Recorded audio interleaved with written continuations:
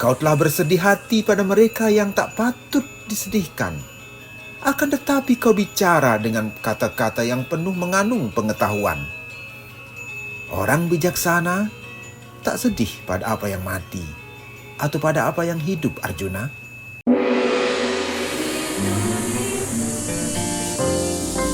HiTV Channel 3, Jembatan Pencerahan. Wahai anak Indonesia, siapakah Tuhanmu?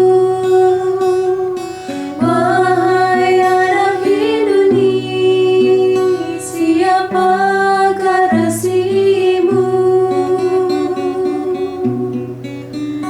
Yang Widi adalah Tuhanku, Maha Resi biasa adalah nabiku.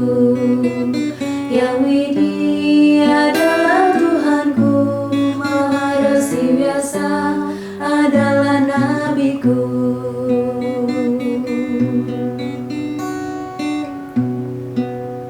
Selamat datang di kanal YouTube HiTV Channel 3, Jembatan Pencerahan. Pemirsa, Napi Orti, apa kabar? Semoga semua dalam lindungan Yang Widi.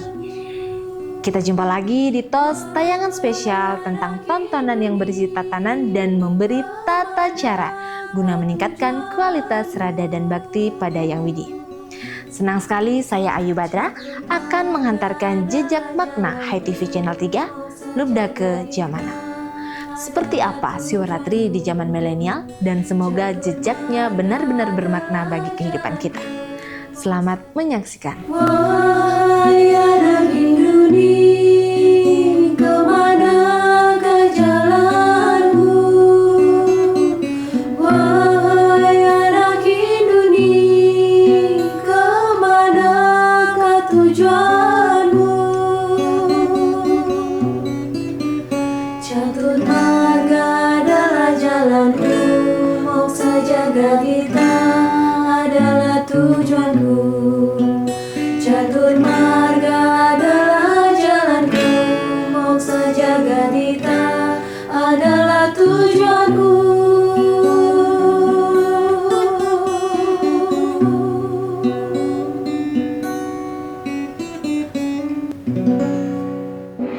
Widi Tuhanku, Tuhanku yang Widi, yang bukan sang Yang Widi.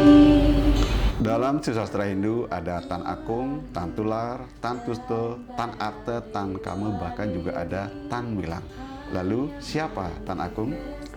Penulis di era Jawa kuna pada masa Raja-Raja Kediri, Singosari, kemudian masuk ke era Majapahit I, Majapahit II, sebagian besar tidak berkenan menyematkan nama aslinya dalam mahakaryanya atau mahakawyanya.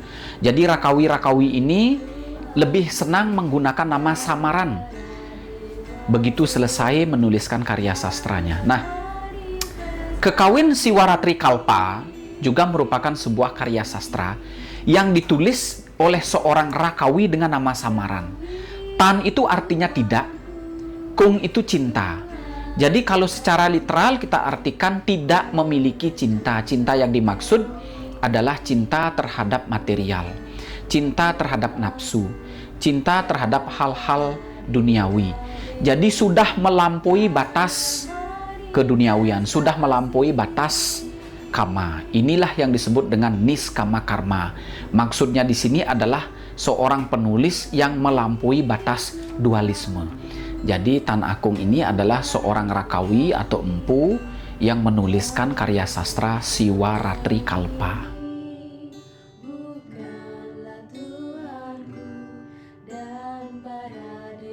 Lalu bagaimana alur cerita Siwaratri Kalpa? Cerita ini sebenarnya hampir mirip dengan kisah Ruru Druhwa dalam kitab Siwa Purana yang masuk ke dalam klasifikasi Adi Purana. Tan Akung sendiri memulai alur cerita ini dari seorang pemburu bernama Lubdaka yang sehari-harinya mendapatkan makanan lewat berburu di hutan, tapi suatu hari masuk ke tengah hutan, tidak satu pun binatang yang dia temui. ini aneh. Biasanya ada saja seekor kelinci yang lewat, rusa gunung, tapi hari ini tak satupun binatang yang dia temui di hutan. Karena sudah gelap, matahari terbenam, kalau pulang ke pondok terlalu jauh, maka Lubdaka memiliki inisiatif untuk naik ke atas pohon sebagai bentuk pertahanan dirinya. Kita bisa pahami kalau orang tidur di hutan tanpa sebuah perlindungan, bisa jadi dia akan menjadi mangsa binatang buas. Untuk itulah Lubdaka kemudian naik ke atas pohon dengan harapan harimau, kemudian macan dan binatang-binatang buas lainnya itu tidak dapat menerkamnya. Di hari itu, Lubdaka menaiki sebuah pohon yang sangat keramat, namanya pohon bilwa atau bila. Nah, tepat di bawah pohon bila itu ternyata terdapat lingga. Lingga ini adalah stana dan perwujudan dari Sang Hyang Siwa.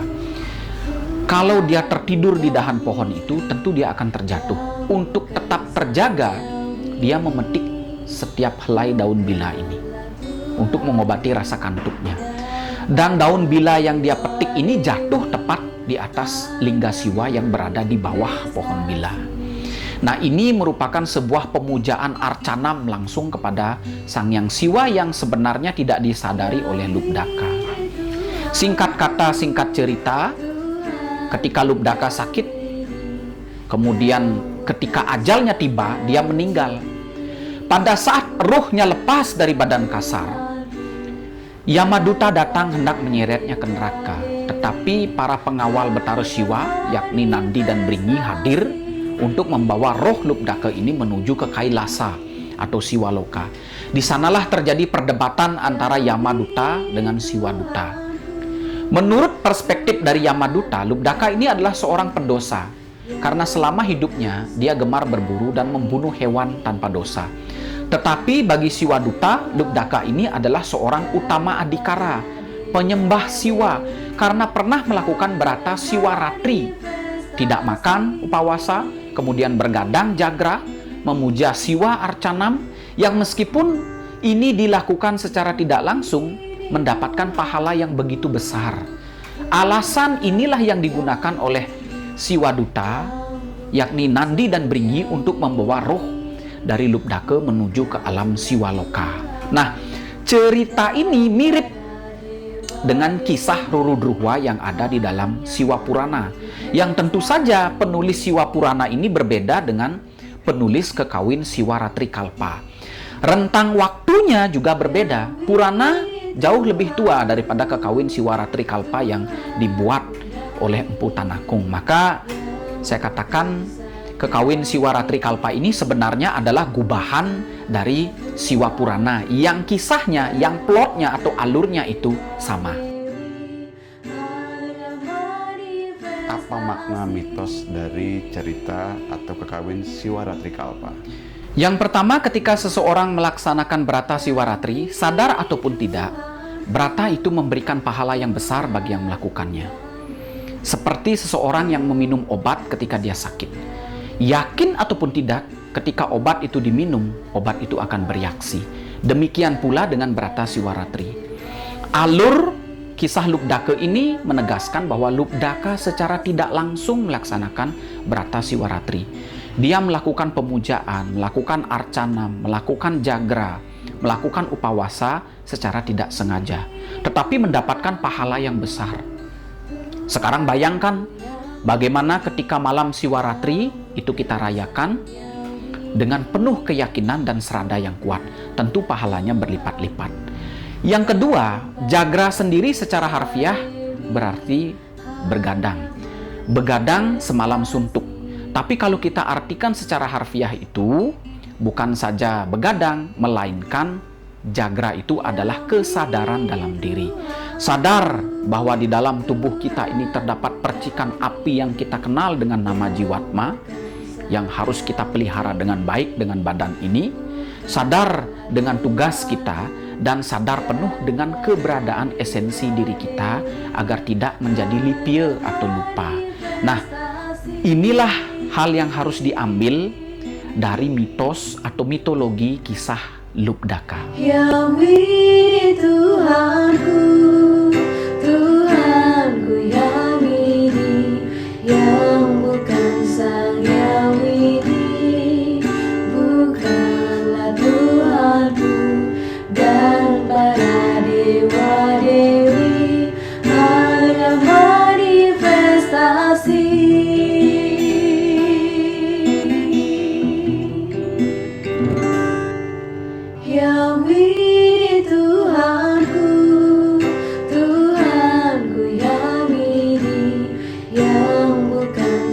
yang widi, bukanlah Tuhanku, dan para dewa-dewi hanya manifestasi.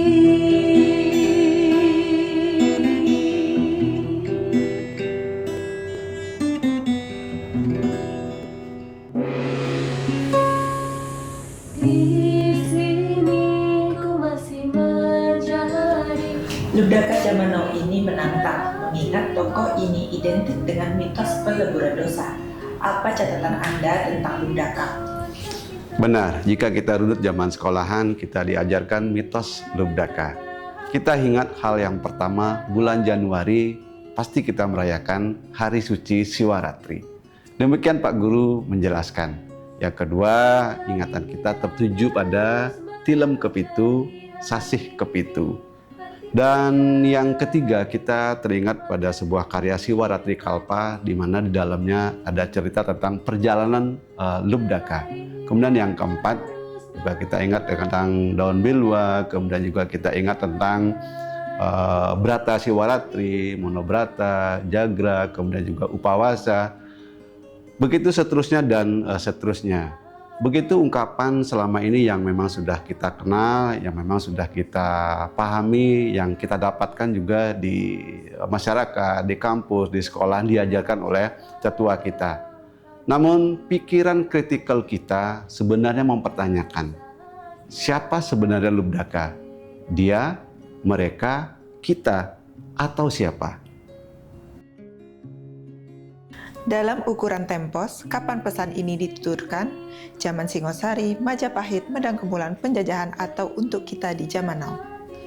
Pada waktu zaman now mulai booming di awal milenium ketiga, yang sudah kita lewati 2 dekade, namun karena simpel diartikan zaman sekarang, tetap saja enak untuk kita bicarakan.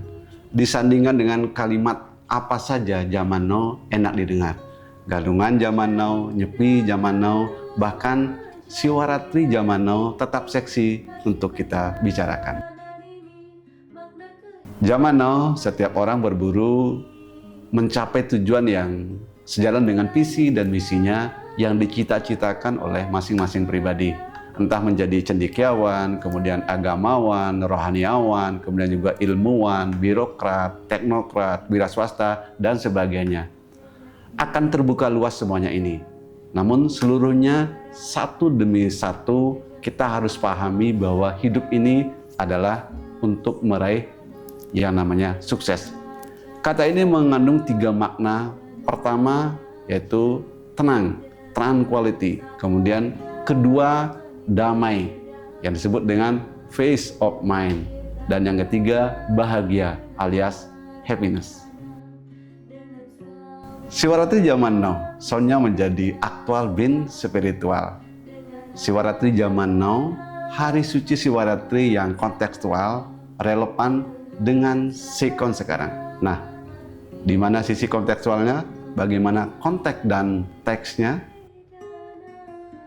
Sampai di sini artinya kita berbicara sastra Nusantara yang kaloktah adalah Siwaratri Kalpa. Sumber lain yang kita kenal, Siwa Purana, kemudian Lingga Purana, Padma Purana, Skanda Purana, Garuda Purana, berkisah tentang pembunuh masuk surga.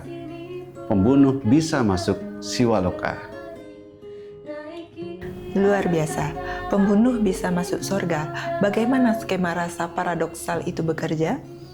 Agama mengajarkan bahwa pembunuh atau Lubdaka bertentangan dengan ajaran Ahimsa. Pendosa itu adharma, dan tempatnya adharma adalah di neraka. Sebaliknya, surga adalah tempat orang-orang yang melaksanakan dharma, kebaikan, kebajikan, kebenaran. Kalau begitu, ada apa dengan kisah Lubdaka? Seorang pemburu, seorang pembunuh menyakiti binatang, kok bisa masuk surga? Kok bisa masuk Siwaloka? Inilah sebuah keunggulan karya sastra yang sangat paradoks. Tentu ada nilai-nilai, tentu ada makna, ada fungsi yang terus untuk tetap kita gali, tetap kita kaji, tetap juga kita teliti. Mari kita mulai dengan Siwaratri. artinya malam Siwa. Gabungan dua kata Siwa dan Ratri. Siwa artinya baik hati, suka memaafkan, memberi harapan, dan membahagiakan. Kemudian Ratri artinya malam tergelap. Maka Siwaratri adalah oposisi berpasangan antara Siwa dan Ratri.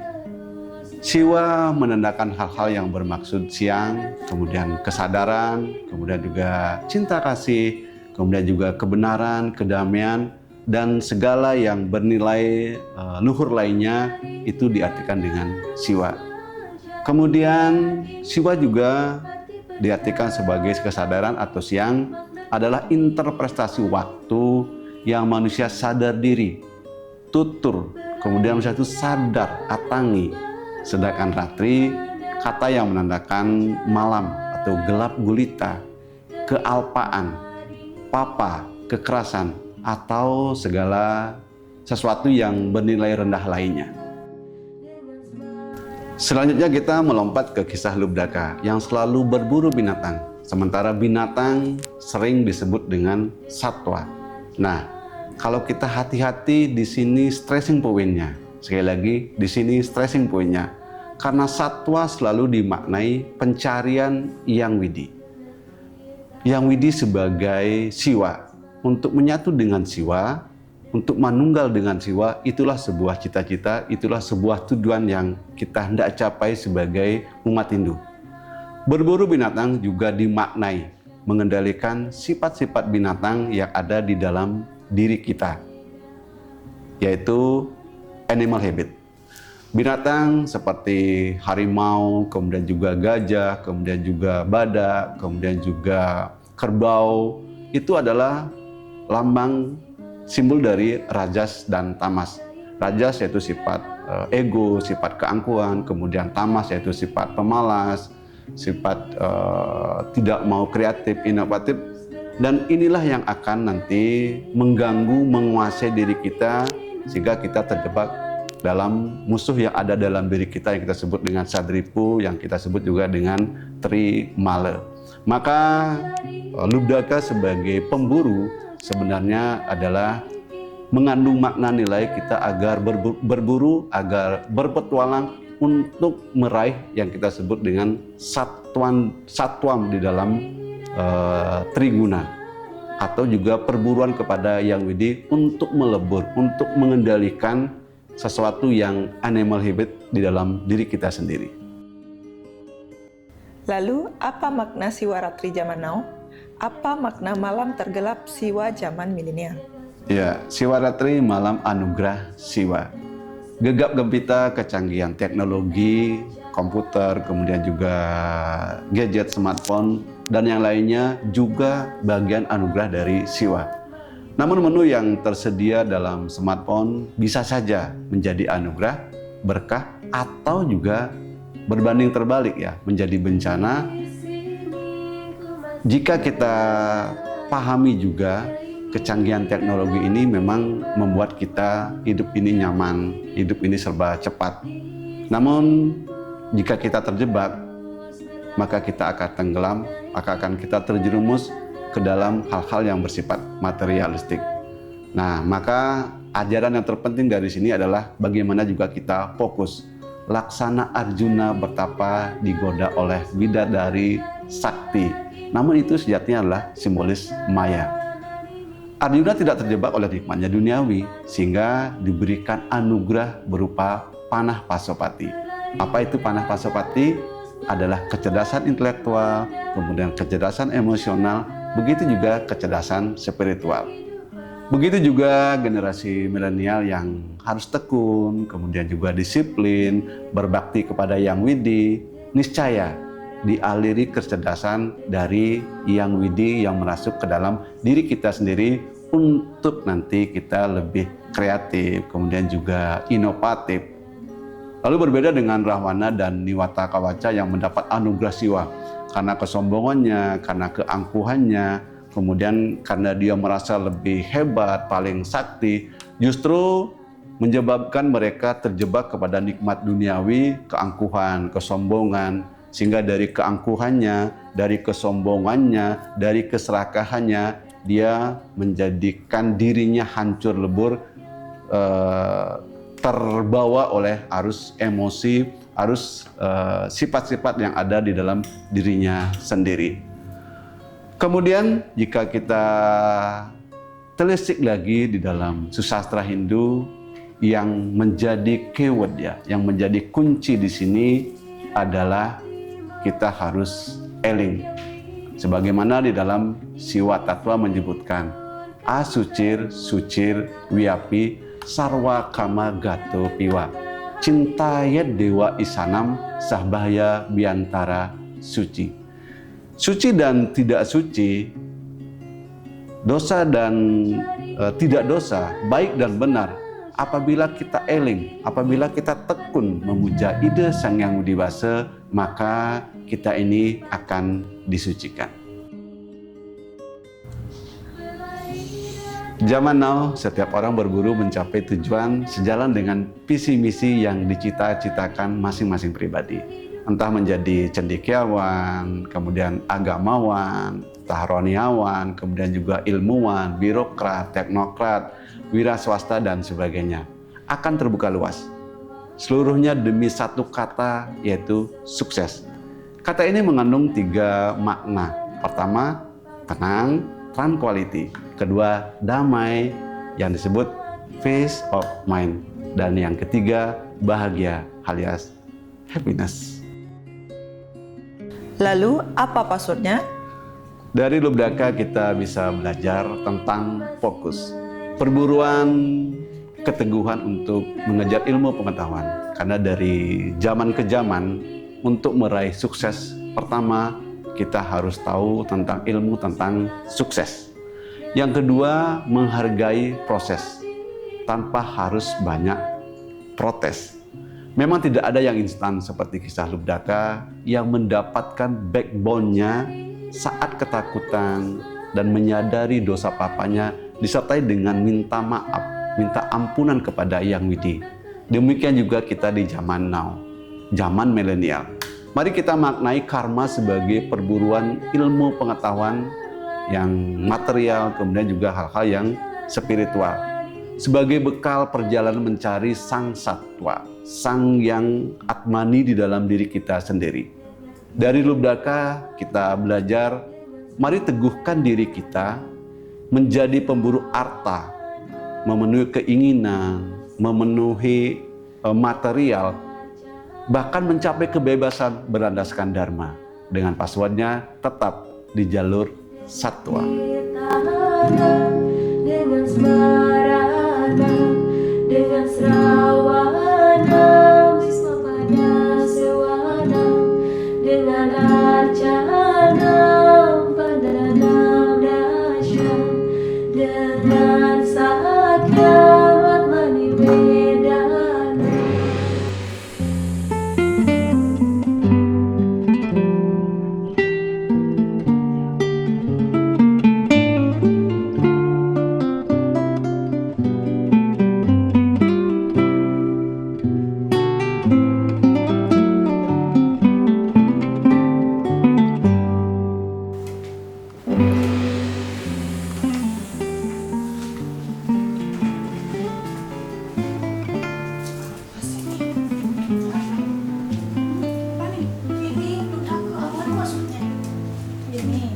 Nah, jadi ini buku yang ukurannya A5. Nah, dari covernya ini udah kelihatan ya, ada logo Lubdaka. Kemudian warnanya, ini baraknya Lubdaka. Oh, ini ada lingga. Oh, lingga. Iya, ini ada daun bila ceritanya. Oh, daun bila yang jatuh ke danau ya? Iya, benar sekali. Nah, jadi ini buku yang cocok untuk anak-anak ya, karena di dalamnya itu ya ini itu hanya lupa ingat ya. Apa sih itu? Enggak cerita Lubdaka. Oh. Enggak, ini apa sih ceritanya ini? Cerita Lubdaka tahu sih. Nah, Lubdaka itu adalah seorang pemburu. Nah, suatu ketika dia berburu dan akhirnya dia berburu rusa, harimau dan lain sebagainya. Lalu dia hingga hingga malam dia tetap tidak menemukan seekor hewan pun. Hingga akhirnya malam tiba, dia menaiki sebuah pohon. Pohon bila ya? Iya, benar. Pokoknya saya tahu ini. Iya, dia naik ke pohon bila. Oh, kawan-kawan, ini lagi ngapain ini? Ini loh, mau nanya cerita Ludake itu apa sih sebenarnya? Penasaran sebenarnya. Cerita Ludake itu seru sekali, menarik sekali cerita Ludake.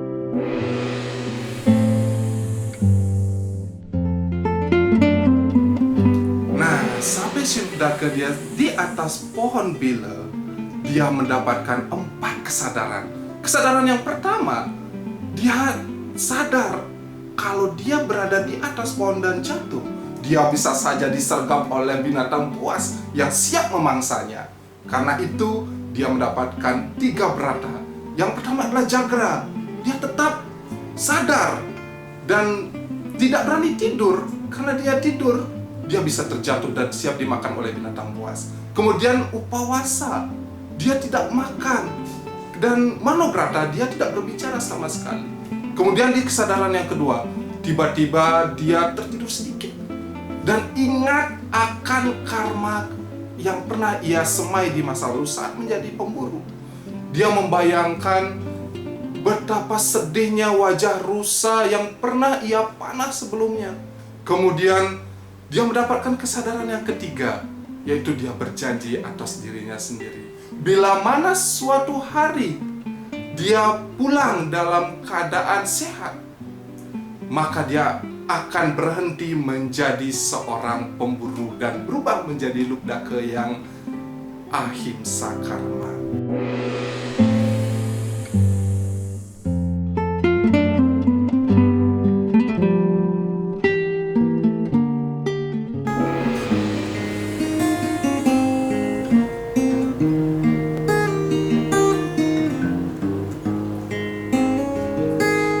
Mari bernyanyi memuja Yang Widi, untuk menyembah Yang Trimurti Sakti. Mari bernyanyi memuja Yang Widi, untuk menyembah Yang Trimurti Sakti.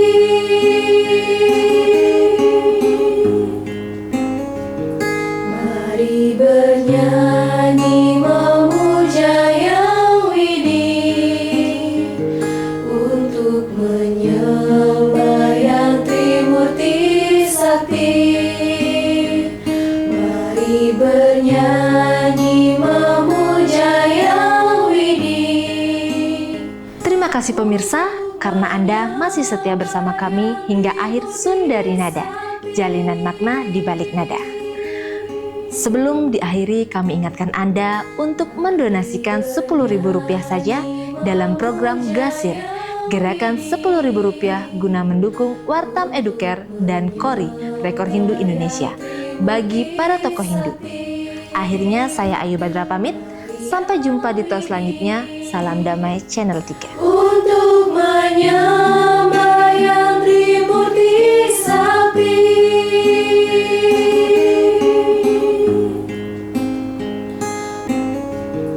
Mari bernyanyi memuja Yang Widi, untuk menyembah Yang Trimurti Sakti. Mari bernyanyi memuja Yang Widi, untuk menyembah Yang Trimurti Sakti.